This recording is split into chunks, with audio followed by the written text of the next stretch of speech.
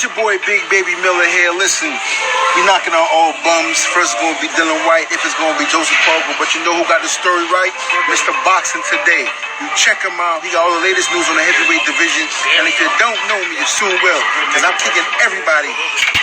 Go ahead and do my introduction, and we're gonna go right in. All right. All right, sounds good. Grab some drink real quick, man. All right, we go.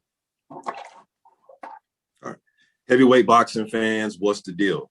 All right, man, we got him here. Mayhem, Timothy Moten. What's good, Tim? What's good? What's good? I can't call it, man. So let's start right here. First, let's kind of start in the future, then go backwards a little bit. All right, so you're in the ring next weekend, February 20th. You're 6-0, 2 stoppages. Right. Who are the opponents you guys are looking at right now? One guy's name is Glenn Thomas, I believe. And then I don't know who the other guy's name is. Okay. But this would be the last. I think this is my last 4-rounder. Something to kick the year off with, and then on to the more rounds, 6 rounds and up.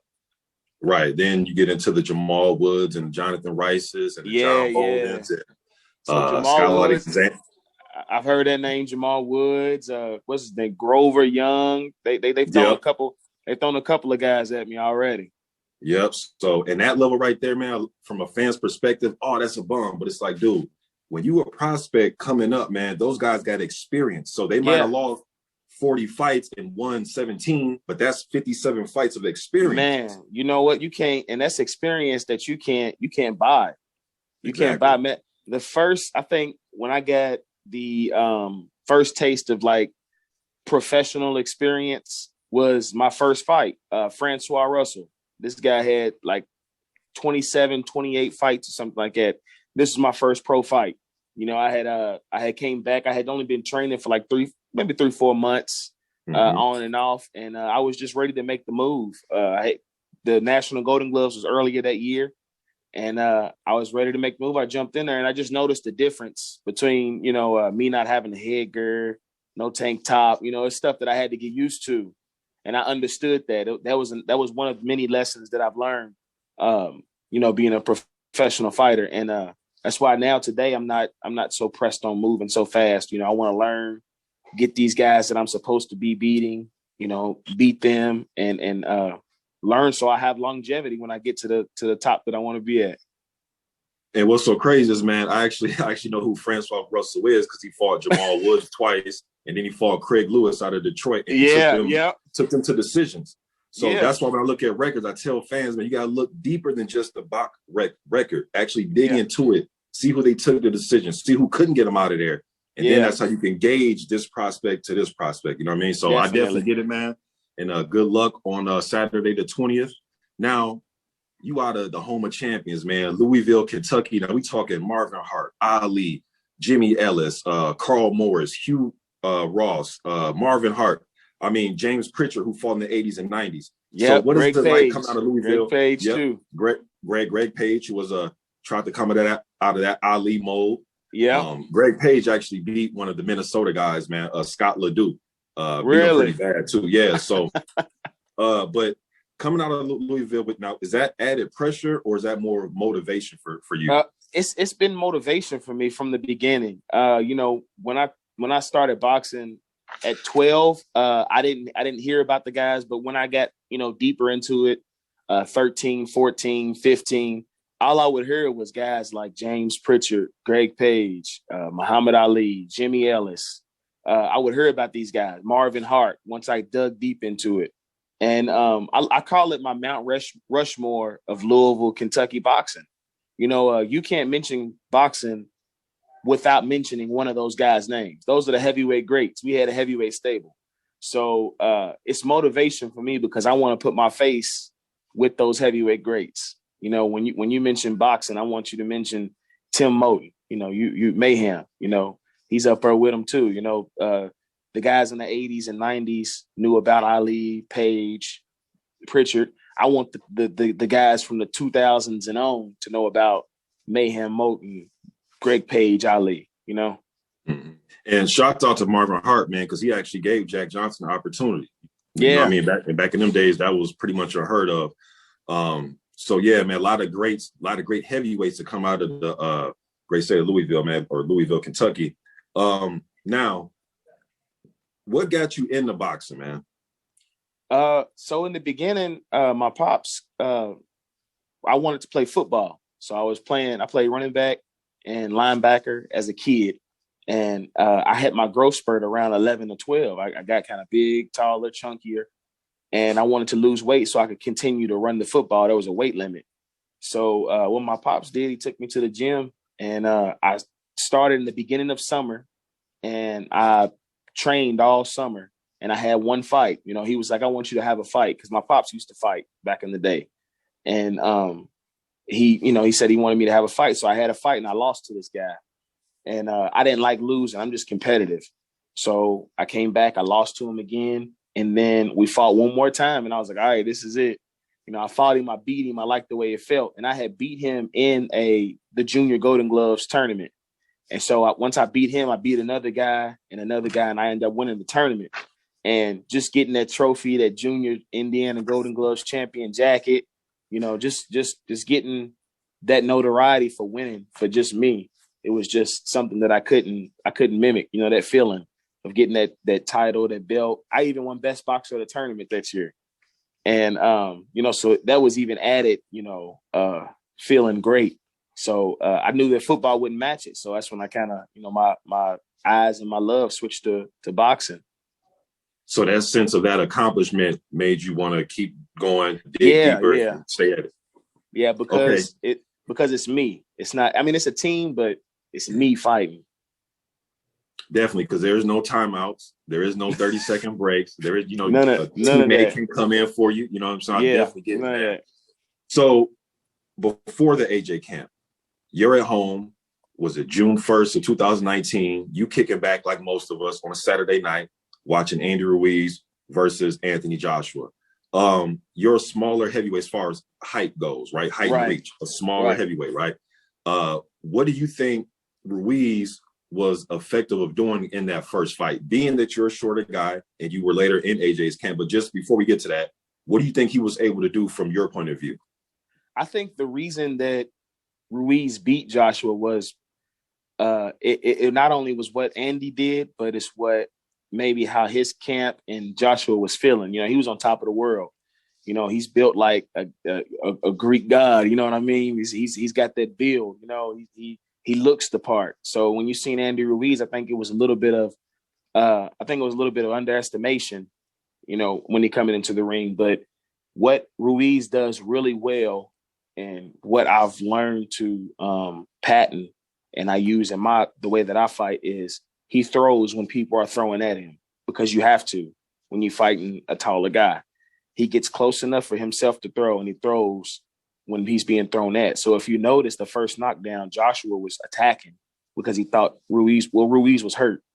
And then Ruiz caught him with the right hand, which stunned him.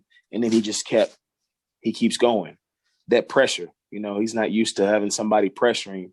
He's used to being somebody boxing with him, you know, moving with him, not so much as in his face, coming forward regardless. You know what I mean? And I think that's one thing that I helped with in the camp, was he learned how to move and box and maneuver around a smaller guy to where Ruiz couldn't get to him. And Ruiz wasn't in the best of shape, because he wasn't really, you know, pressuring with the head movement, trying to get there. But, you know, it's what I think it's like give and take. It's what he doesn't do in camp, and it's what's done over in the other camp, which causes success for the winner. Right. Now, you have a very unique story on how you got into the AJ camp. I've heard it, but many of viewers probably haven't heard it. Can you just tell me, or let everybody know, man, how you were able to get into the Anthony Joshua camp? Like, what was your actions to get that made? Long story short, man, it was the first when I had seen he had lost, I knew it was just devastating. And I had tried to get into camp before, because I know Joey DeVico. Me and Joey DeVico know each other. And I asked, so I asked my guy Joey to reach out to his camp. He said that they was kind of the last week of sparring in Miami.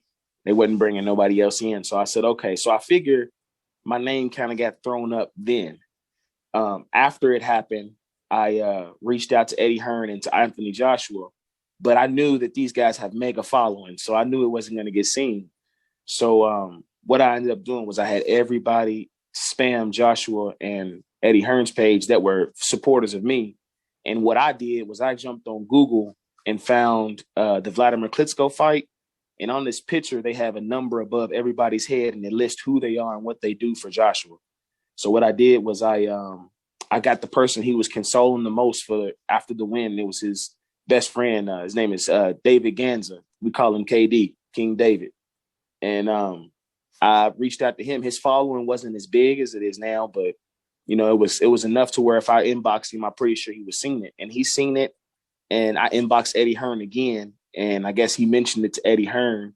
And I think it was like 2 days later after the New York press conference to announcing the rematch.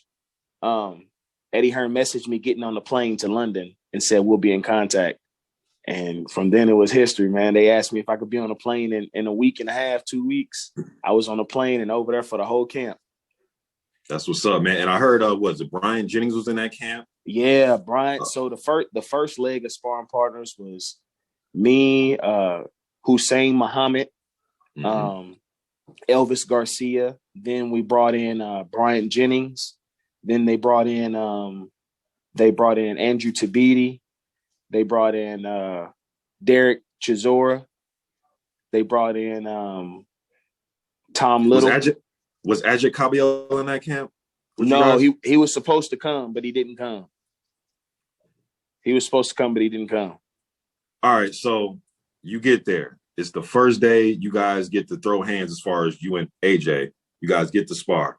Well, just that camp in general, man. You go from Louisville, at home in Louisville doing your thing, then you get to the UK. Before you sparred them, just how was it just to be there in a championship type of camp? It was a lot. It was a lot, man, because people got to think that from a kid coming up into the game, I'm a student and I'm a fan. So I've already kept up with all accesses and YouTube channels and YouTube, you know, seeing different articles and stuff about camp. So when I finally arrive and I go into the gym, first of all, the gym was huge. It was at the Olympic Training Center for over in Great Britain. Mm-hmm. So when I got there, it's 4 rings in the facility and all these heavy bags, and you know, so that was big already. And then when I seen Joshua walk in, he's just a big man, a big figure, and I was just like, man, I see him on YouTube and on the TV all the time fighting, and now I see him in person. So, like I said, I had to put a cap and put it away, my fan. And me being overwhelmed with that, because it would have overwhelmed me as being a fan, just being in that environment, being giddy. You know, I had to pull out the let's get to work jug versus the, you know, wanting to take pictures and stuff. So for the longest, I didn't ask to take a picture. I didn't take any pictures. You know, it was just all about business. And I think that I showed that when I got in the ring and sparred. You know, it was about business. Then when I came out after sparring, you know, it was all fun, laughing and having a good time. But being able to switch it on and off was a big thing. But when I had first got there, man, it was huge. It was crazy. Right. I feel like I was literally living a dream because I've seen it, watched it, you know, seen camp, all access, everything. But now I'm in it. So it was great.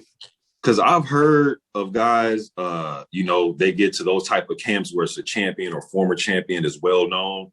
And I've heard guys go in there giddy and big eyes and go in there and get whooped up, man, and get sent home on Friday. Listen, man, listen. This is one guy that I'll have to get. Everybody in the camp did something for me. It's crazy. Like, I feel like they took extra pieces to the puzzle that I didn't have in building the next champion, and they gave me those pieces because Naz Muhammad, he's a real good friend of AJ in the camp. He kind of helped me out as far as like grocery store trips and stuff like that. And, you know, just hanging out in general. He was a good friend of mine. But Naz Muhammad told me on our way from London to Sheffield, where the camp was, he said, look, man, I like you. And he the way he told me without telling me. He was like, man, I know, because I kept telling him, you know, I'm happy to be here. This is great. I can't wait. I can't wait to get going. Take me straight to the gym. He was like, look, calm down. There's been guys that come here and I've went and picked them up. And they've gotten in the ring and did shit for 2-3 rounds. And they get blown away and sent home the next day or sent home that end of that week. So he was like, stay focused, man. You got this. He's like, I feel like you got it. And then deep down, he tells me at the end of camp when we in Saudi Arabia, he was like, I really didn't know if you could fight or not. I just didn't want to. You was a good guy, and I didn't want to see you get blasted. So, I told you that. He's like, man, they was gonna send you home if you came out there. And in that first session, it was just you get blown away. You couldn't help them. If you can't help them get better for the fight, then they don't need you here. Right. So how long were you in camp with AJ? For 4 months. Whoa, jeez. So, wow. So this segues to the next question. So when did you start to see progression with yourself? Not everybody else can, but just with Timothy Moten. When did you start to see progression? Was it after week 2, week 3, the first one? I'm gonna have to say that I started changing up what I do to be more effective probably in about week 3, because after you got to think when he would one up and figure something out, the coach and the team would come to me and we would collectively, they would be like, hey, try to work on this and this session just to see how he picks up on it.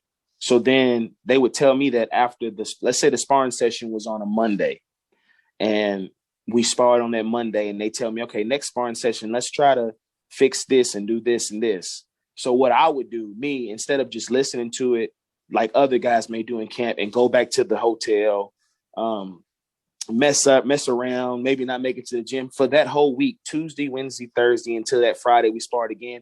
I was working on what they asked me to do because I knew that me fighting like Ruiz, this is going to do nothing but sharpen my tools to make me, because I know Ruiz is effective. He's effective. No one can say that he's not effective in what he does. So I would take what they asked me to do and I would just make it sharp. Within like 4 or 5 days, I'm practicing it over and over and over again. So that Friday, when we would be in a sparring, I would do what I knew would work, and then I would try to do what they asked me to do, and it would be sharp. You know what I mean? So now he's got something else that he's got to look out for or work on. And then maybe the next week they would use, maybe the next week we would do like a filler round. So like he would have Bryant Jennings and Derek Chisora give him the base of the sparring. Then I would come in as a filler round for 3 or 4 rounds. You know what I mean? And work with him on him boxing and moving from a shorter, heavy-handed guy coming forward. So whatever way they used me, or they would use me for that week, I would take and make it my benefit, and I would learn and just sharpen that. So like each one of my tools that I'm putting in my utility belt is going to be sharp when I need to use them.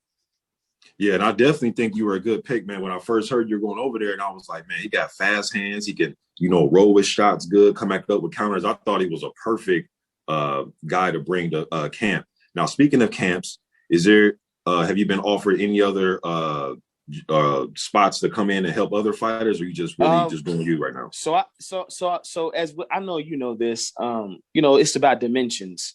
When a guy has the dimensions of a fighter, there's not, and it works for me in a positive light, but then again, it works for me in a negative light. So there's not a lot of guys out there that you can literally probably name them on one hand that's legitimate fighters, contenders, prospects that are around my height. So they're not fighting at the upper level enough for somebody to bring me into camp to use me. So I'll tell you, one person that reached out to me was Sam Jones for Joe Joyce when he was fighting Bermain Stavern. He reached out, but he reached out as I was in camp with Joshua. And by that time, I had been away from my family for like 4 months. So I was like, I'm just going to go ahead and go home and, and be with my family because I've been away for 4 months. But anytime, I feel like anytime Ruiz fights, there's going to be a call for me to go to camp. Anytime Joey DeVaco fights, there's going to be a call. I remember not Joey, but watching Joey DeVaco when he was a young amateur coming up, because we was in the amateurs at the same time. So I just kind of always had my eye on the guys who were shorter, and I knew who I was going to be following, going to camp to work with. So, but to answer your question, man, I think that only time I'll get asked to go to a camp is if a Ruiz or if Stavern gets back on doing, gets back to 100%, or the shorter heavyweights, then I know that they're going to give me that phone call.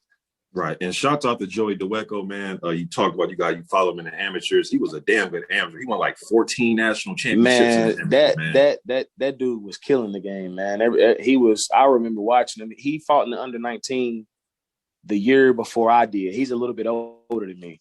So he fought in the under 19 national championships. And that's when I first watched him, was when he won that, then went to Worlds and won a gold medal in the under 19 division. Man, a shorter guy with good outboxer skills, very unique fighter. So next Saturday, your fight's coming up. How many rounds have you sparred for this fight, Tim? It can't. So the way that I structure my camp is I'll try to get maybe out of a month, I'll try to get against a decent seasoned pro, maybe on a Friday or a Saturday, and we'll work, try to go up to Indianapolis, work with some heavyweights there, Cincinnati. But mainly, I don't even count the rounds, because through the week I do, skill sparring, controlled sparring. And then on the Fridays is when I'll do my, 10 rounds, 11 rounds of straight going, having any heavyweight around the region come around and we work. Okay. But, kind of Monday to Thursday, 2 days out of that week, I'll do, 15, 20 rounds with, people who are sub-novice and novice and amateurs, and just to stay tuned, sharp, and feel good and in shape. So you're still coming up. I got a feel for the guys that you will want to fight in your next upcoming fights, like a Jamal Woods, guys like that. But who would Timothy Moten say? Like, give me just 3 names of guys that you will want to face. Eventually. Eventually. Or you mean now? Whatever, or just now. And if you want to give me some guys eventually, you can do that as well. But like in the next 18 months. Okay, next 18 months.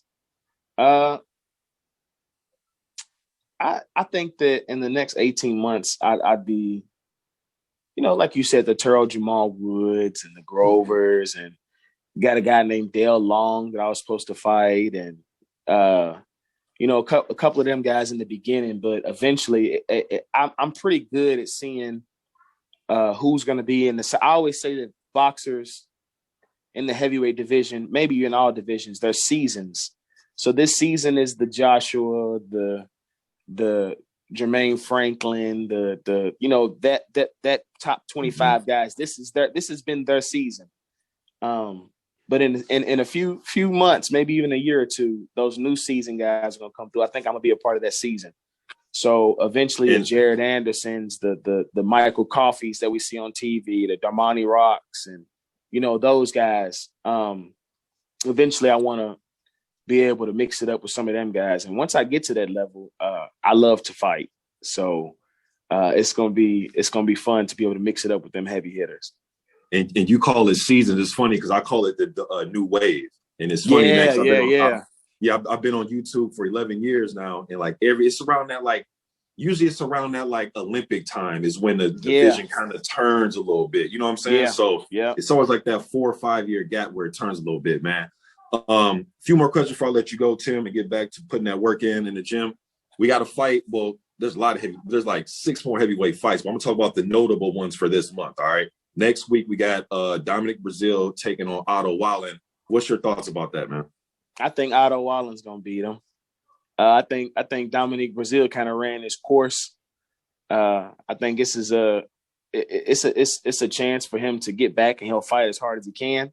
But I think on paper, you never know with heavyweight boxing. But on paper, Otto Wallen is supposed to win. And I think he will, because Otto Wallen's nice. He can box. He's crafty, and I think Dominic Brazil is just kind of, he's maxed out what he's going to be able to do. Because once you get to a certain point, them guys, if you don't have that pedigree, it's really hard to compete. And he doesn't have that style to be able to compete with somebody who has pedigree over him. Or else he would have done it with Joshua. You know what I mean? Or he would have done it with a Wilder. I just think that he doesn't. I mean, he's got the Olympics behind him, but I was in that mixture of amateurs, and I know the way that it seems like he got it. Like he would. I don't think he could beat the Michael Hunters, and you know what I mean. Like I think he's pretty much maxed out to where he's going to be at. I don't think he's going to be able to make that crossover into getting a legitimate world title. And it may be a situation where a guy like a Brazil, maybe like an overachiever, you know what I mean, to come right off the football field to make it to the Olympics. He definitely, you know, I'll give that to him. He's definitely done more than what anybody else would think he could do. You know, to me, I always tell people, I look at the careers in depth before I make the decision on success or not. He's had a super successful career. Super successful. Yeah, I would love to have a career like that. Of course, I feel like I can go further because of my skills, pedigree, and the way that I fight. But, you know, he's still had a successful career. But in that fight, I think Otto Wallen, if it's a late round, it may be a late round stoppage or it'll be a unanimous decision. Right. And I'm edging Wallen that one as well. I mean, I was doing my homework this last week. I even watched the AJ versus Wallen amateur fight that's on YouTube. They fought in 2010. I peeped that one out. Then I seen Wallen, you know, the Tyson Fury fight, the fight against Travis Kaufman and a few other journeyman guys. Watch those, just his skill set. You know, he's a southpaw. He knows how to pick his spots. He can move a little bit. Good, nice height, respectable defense. And Brazil, man, he's the type, you know, bite down on the mouthpiece, try to get you out of there. That's pretty much, he's tough as hell, man. Yeah, that's why I say it's heavyweight boxing. If Brazil lands, it could be night. And then just two more fights, Tim. Then the one coming at the end of the month, Joseph Parker versus Junior Fa. What's your thoughts about that one? Junior Fa is nice. But I think Joseph Parker's going to get this one. He's going to edge this one out. I think so. You think with the experience he got? I think with the experience and the boxing ability, I think that he's got his skill set. It's just better. If this was fight night, I think that his speed, his power, I think everything is just a little bit better than Junior Fa. Same. And then they say, you know, these guys fought 4 times in the amateurs. They split. They went 2-2. But one thing I say is, yes, both of them, they're familiar with each other. But they're familiar with each other from 12 years ago. From the amateurs, Exactly. That's just like with me. Like, I'm a completely different fighter than what I was as an amateur. You know, as an amateur, I thought I was going to be a boxer. You know, as a pro, my chin's down, my shoulder and traps is up, and I'm coming forward with head movement, you know, trying to punish you for as many rounds as we do versus trying to be slick, moving around like a Philly, Page. James Toney, Greg Page. Yeah, you know. Yeah, I'm not no 6'4", 6'5", so definitely, it was 2-2 in the amateurs, but you know, this is the pros. This is different. And like I said, there's a plethora of heavyweight fights coming up. The end of this month, going into March, but the notable one is Povetkin versus White, the rematch in March. What do you think about that? Especially I'm curious to hear your take on Povetkin because Povetkin's one of them guys that's similar to you. You guys want to kind of accomplish the same thing in the ring as far as the real estate in the ring. What do you think about that rematch? I watch Povetkin a lot, and I watch his fights. I like Povetkin's style, but I like Dylan White as a person from what I know or seen through the interviews and stuff. And my heart wants Dylan White to win, and he was beating Povetkin up. But my thing is when them later rounds come, that pedigree pokes out. You know, that pedigree comes, and that's how he caught. He set White up. That was a setup.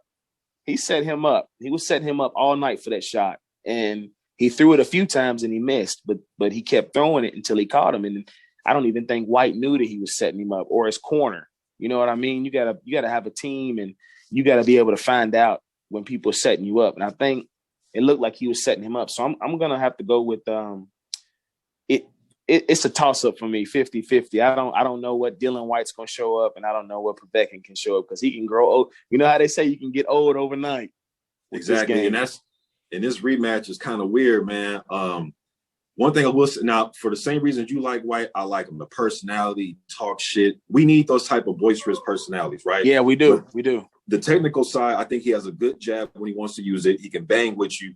My thing with Dillian is he has this problem with an uppercut. Povetkin showed it, Ruiz, AJ, Joseph Parker, they all hurt him or dropped him with an uppercut. So I really don't know. It's like a toss because, like you said, White was controlling the fight. He was. The physicality was there, and then he got, he got set up. Yeah, but then we have to think. Then I got to think to myself, damn, was he controlling the fight? Was Povetkin setting him up for that? he probably knows that he can't fight with the younger, stronger man in the beginning. So he could have been setting him up for that late round shots.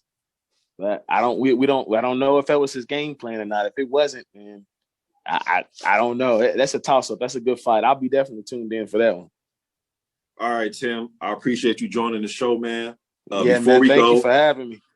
No doubt, man. Before we go, let the fans know where they can reach you. If you want to, give a shout out to something or something you got going on, let the fans know. Yeah. First of all, I want to give a shout out to Team Mayhem, man. We've been diligent. We've been working hard.